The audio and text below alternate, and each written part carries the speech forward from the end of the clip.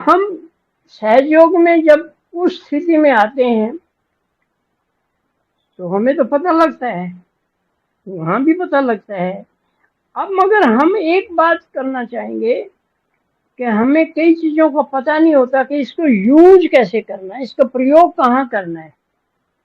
ठीक है, समाधि लगी बढ़िया है, पर शारीरिक समस्याएं अगर हैं हमें, तो उनको दूर कैसे करें? इसके साथ इसकी साधना करके, इसको इसके ऊपर हाथ रख के, इसको जागृत करके, इसका आह्वान करके, श्री माता जी से प्रार्थना करके कि मेरे सहस्त्रार के अंदर जो जो बाधाएं आती हैं उनको दूर कर दिए।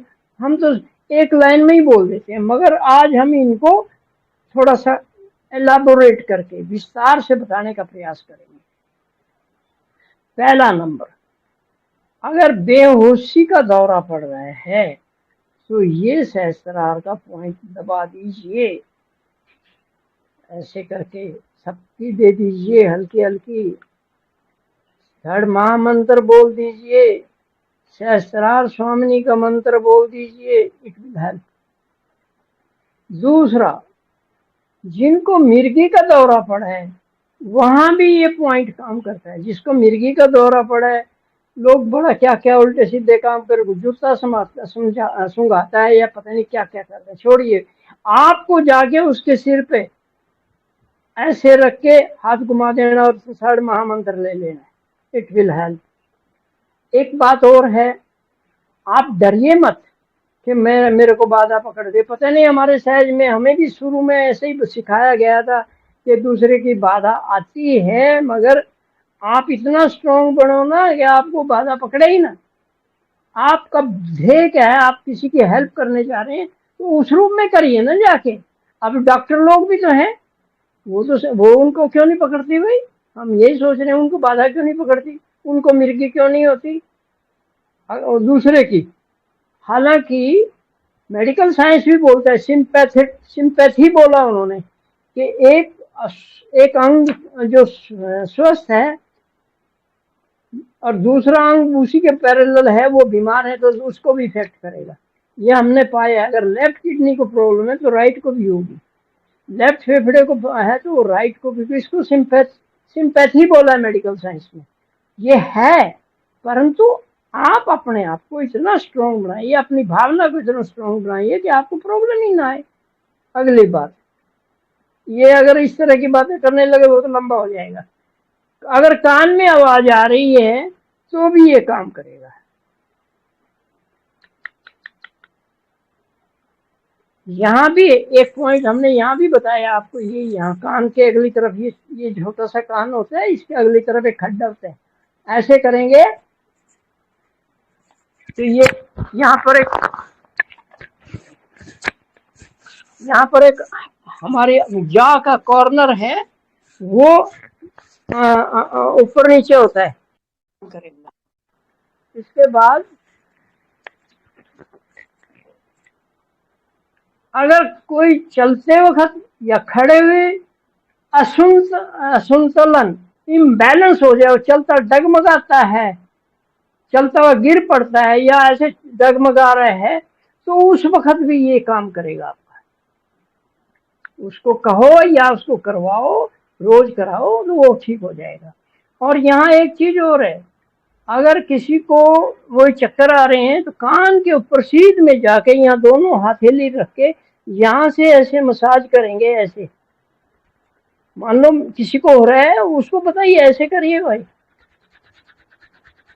तो इससे भी उसका जो असंतुलन है, इम्बैलेंस चलने में, चाल में, उसमें वो ठीक हो जाएगा, खड़े होने में। इसके बाद एक और पॉइंट होता है, छोटे बच्चों में भी देखा है, बड़ों में भी होता है। वो स्टूल पास करते हैं तो उनकी जो गुदा है बाहर निकल जाती है, उसको कैंच बोलते हैं। गुदा बाहर आ जाती है, उसको कई बार हाथ से वापस वापस चली जाती है, करना पड़ता है। तो ये भी उससे काम होएगा। यहाँ एक सिद्धांत है, ये वो सबसे लास्ट पॉइंट है और वो सबसे पहला है निचला वाला। तो इसको ठीक करेंगे वो ठीक हो जाएगा, वहां से ठीक करेंगे तो ये ठीक हो जाएगा। इसके बाद है नसों के अंदर अगर समस्या आ रही है, नर्वस सिस्टम या नसें बोलते हैं, जैसे ये आ गई है जिसमें खून चलता है, खून नहीं चलता नसों के अंदर, उनमें एनर्जी का इलेक्ट्रिक करंट चलता है। ये तो वेन और नर्व होती हैं, एक नस होती है, नस के अंदर सिर्फ इलेक्ट्रिक इम्पल्स चलती हैं। तो उसमें अगर कोई प्रॉब्लम आ रही है तो ये भी उससे ठीक हो जाएगा।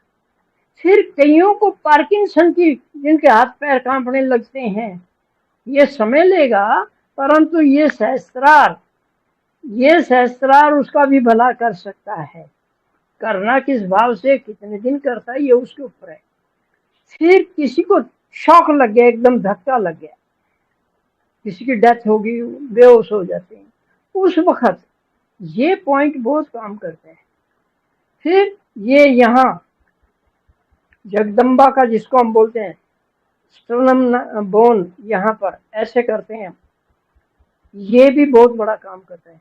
आपने खुद देखा होगा कि किसी जब वो किसी के यहाँ डेथ हो जाती है तो वो जाके लोग, लेडीज छाती पीटती हैं, क्यों? एक्चुअली में वो पीटने का मतलब सिर्फ ये है कि वो जो स्टर्नम बोन का पॉइंट है, जिससे बेहोशी दूर हो सकती है, वो बेहोश ना हो जाए, शॉक लगा हुआ वो ठीक हो सकता है। ये अगली बात है, बवासीर भी इससे ठीक होता है, इसी से। ये पॉइंट इतना गजब का है। फिर एक पॉइंट और इसमें है, कुछ लोग ऐसे टकी लगा के एक ही पॉइंट को देखते रहते हैं।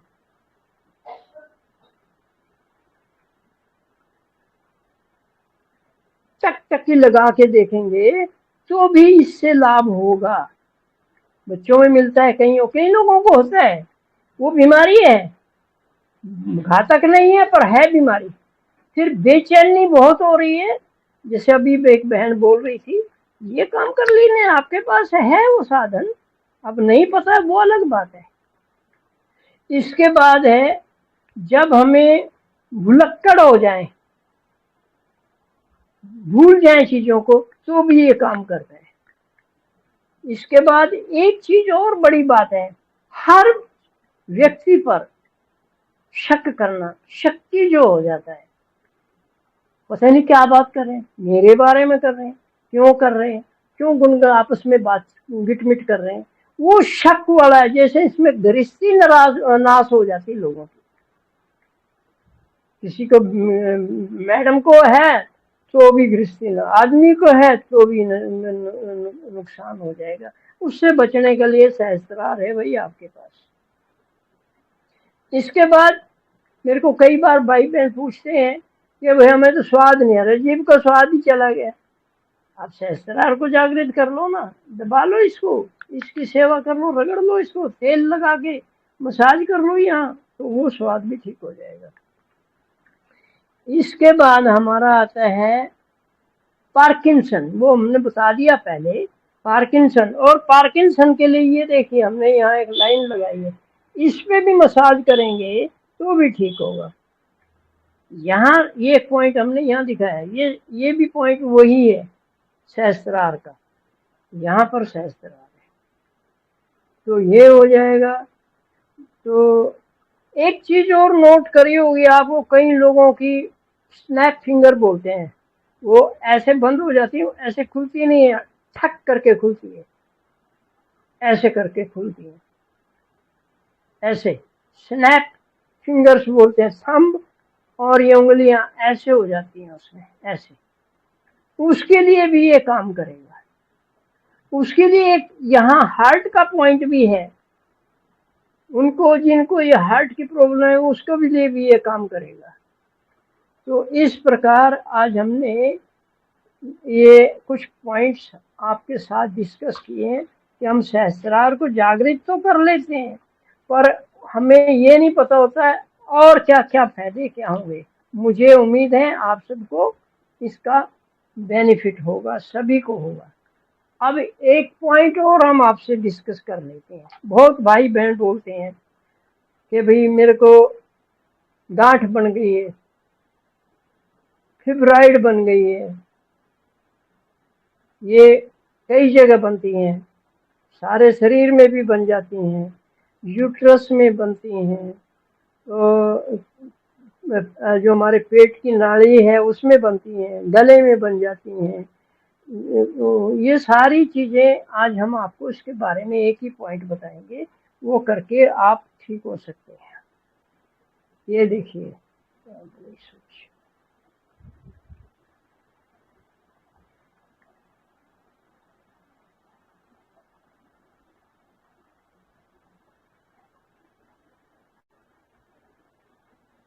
ये पाँव की, ये अंगूठा, ये उंगली, इस उंगली पर यानी बीच की उंगली पर, और ये देखिए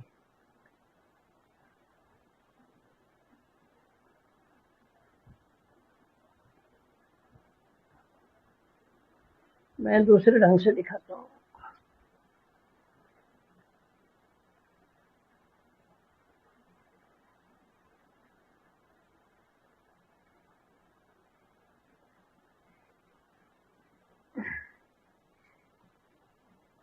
मैं इसका एक ड्राइंग भी भेज दूंगा आप लोगों को।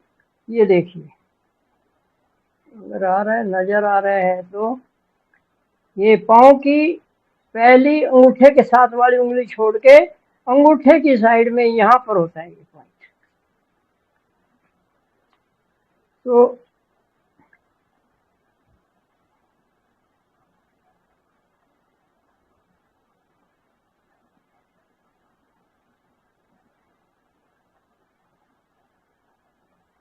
ये देखिए ऐसे दिखेगा आपको, ये अंगूठा है,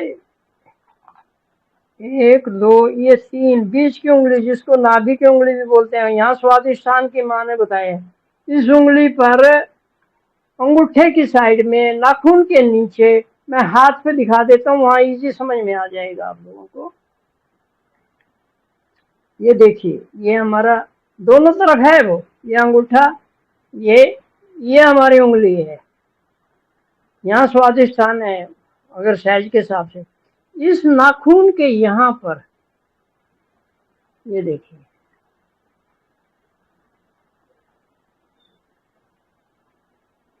ये देखिए, ये हाथ में दिखा रहा हूँ, एक्चुअली ये पाँव में है। तो अगर इसको आप एक मूंग का दाना या उड़द का दाना बांध देंगे और रोज बांधे तो वो ठीक हो सकता है, होता है, सकता भी है, हर एक की समझ है, और हो सकता है। फिर पूरे शरीर में अगर कहीं भी गांठ है तो इस पाँव की उंगली में ही, जैसे ये एक जोड़ है नाखून वाला, अगला जोड़ ये है, तो यहाँ पर